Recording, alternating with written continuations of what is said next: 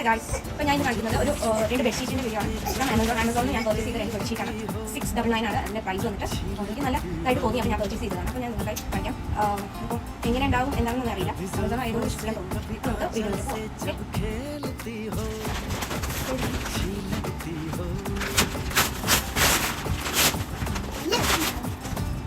ഇതാണ് 2 bedsheet.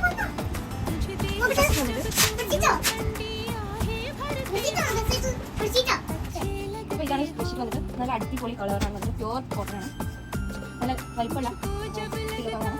2 pillow കവറുണ്ട്. Pure cotton കേട്ടോ. ഇവിടെ ഇങ്ങനത്തെ ഒരു സംഭവം